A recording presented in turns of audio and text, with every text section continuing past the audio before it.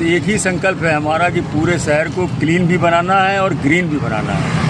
और उसके तहत हम लोगों ने ये इतना बड़ा डिवाइडर, मुझे लगता है कि प्रदेश का सबसे लंबा डिवाइडर होगा, जिसमें ये पूरा ग्रीनरी युक्त डिवाइडर होगा। और जब लोग यहाँ से गुजरेंगे तो उनको बहुत ही आनंद की अनुभूति होगी।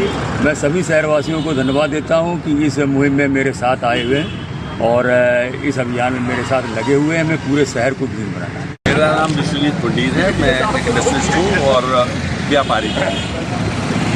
नगर निगम महानगर में नगर आयुक्त साहब के निर्देशन के अंदर और पूरे शहर को जिस तरह से एक सूत्र में बांधकर ये चल रहे हैं, एक तरह से जन जागृति अभियान इन्होंने स्टार्ट किया है।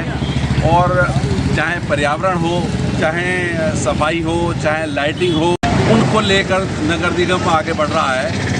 और बड़े खुशी की बात है कि इस बार इन्होंने एक नया, जैसे एक स्लोगन होता है ना कि व्हाट नेक्स्ट, इस बार इन्होंने बिल्कुल एक नया वो लिया है आइडिया। और उस आइडिया के अंदर ये 9 गजे पीर से शहर को एकदम बिल्कुल ग्रीन करते हुए चल रहे हैं, साइडों को बिल्कुल साफ करते हुए चल रहे हैं नगर निगम। बहुत बड़ा सोच, बहुत बड़ी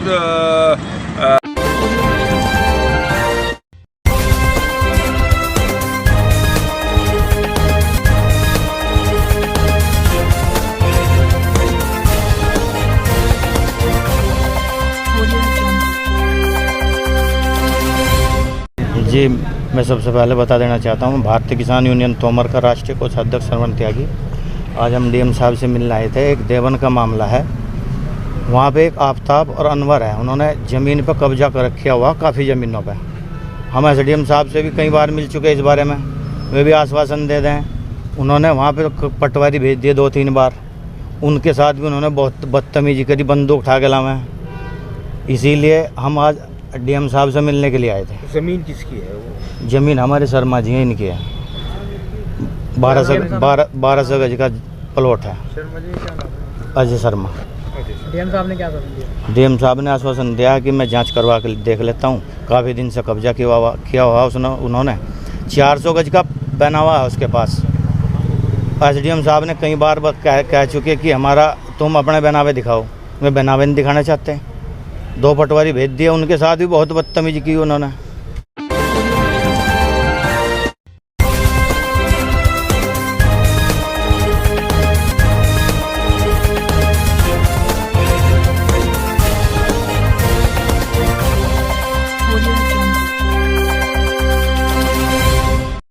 आज की बैठक लघु उद्योग भारती, जैसा आप सब जानते हैं, उद्योग के क्षेत्र में उद्यमियों के लिए, श्रमिकों के लिए, उनके हित को ध्यान में रखते हुए उनके विकास के लिए हम लोग लगातार काम कर रहे हैं। देश के अंदर पूरे राष्ट्रीय स्तर पर एक संस्था है, संगठन है जिसके लिए काम कर रही है। ये तो रहा मेन दायित्व हमारा अपने खुद के लिए, पर साथ में हम अपने सामाजिक दायित्व को भी समझते हैं, उसके लिए हम काम करते रहते हैं। हमने कोरोना में किया आदि। उसके लिए बहुत ज़रूरी है कि हम अपने संगठन को बहुत मजबूत करें और कर्मठ जो लोग काम करने वाले लोग हैं इसमें हमको क्रियाशील रखें।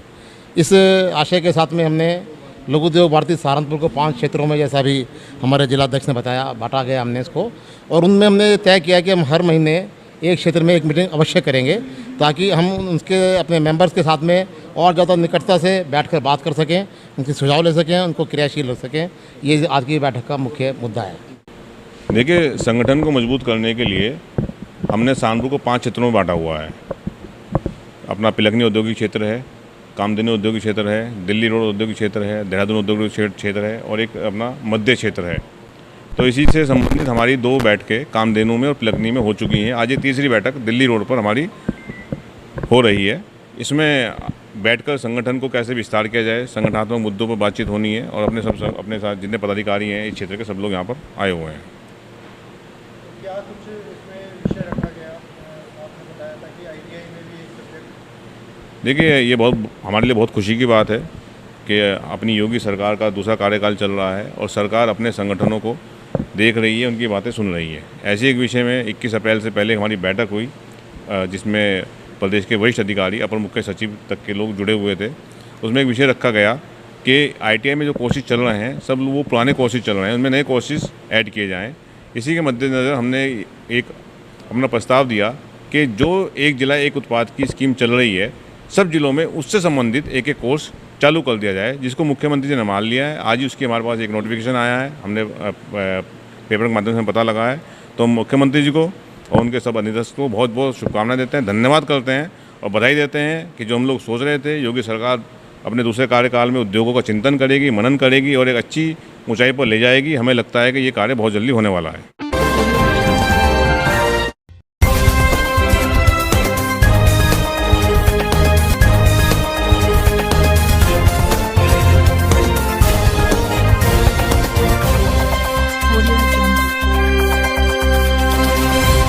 ये हमारा एक बच्चा है जिसका नाम सूरज प्रकाश है और उसकी पत्नी का नाम है सीजर, कौनसी कॉलोनी, वर्धमान कॉलोनी, यहाँ चेतन रेस्टोरेंट सारा।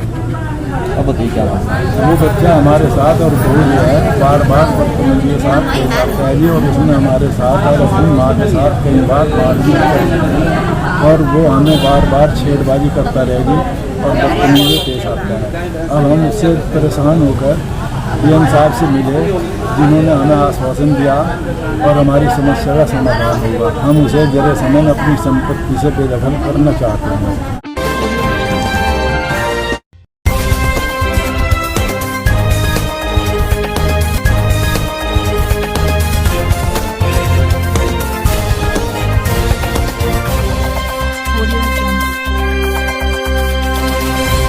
सुरेंद्र चौहान, कहाँ के रहने वाले हो? ग्राम नौगावा काशी। क्या मामला हुआ है?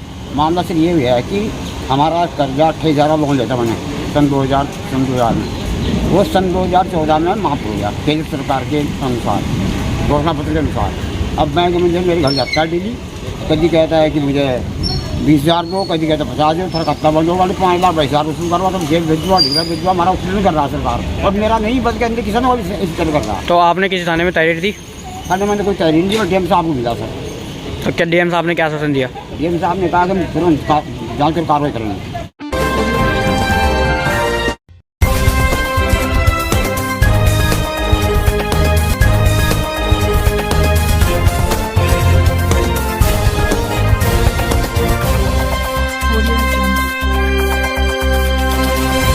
मेरा नाम राशिदा खान है, भारतीय विकलांग समाज कल्याण सोसाइटी से अध्यक्ष हूँ।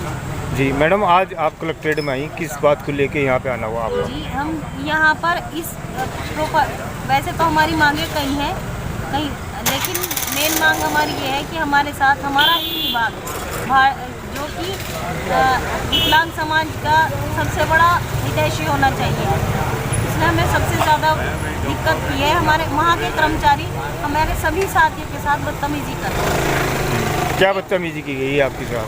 जी, अपशब्द निकाले जा रहे हैं, जैसे कि अंधा, जैसे कि मंद बुद्धि, इस तरह की बातें हमें कही जा रही हैं। फिर आप क्या चाहते हो? हम ये चाहते हैं कि हमारा विभाग हमारे साथ नर्म व्यवहार करे और बदतमीजी का अल्फाज ना कहे। हमारा साथी जो कि सलीम मलिक है, ये 3 दिन तक बीमार पड़ा रहा उनके अपशब्द सुनकर।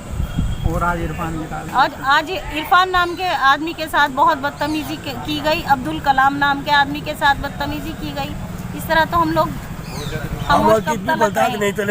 तो आपने जो ये मुख्यमंत्री को लेटर लिखा है, इसमें क्या हुआ है?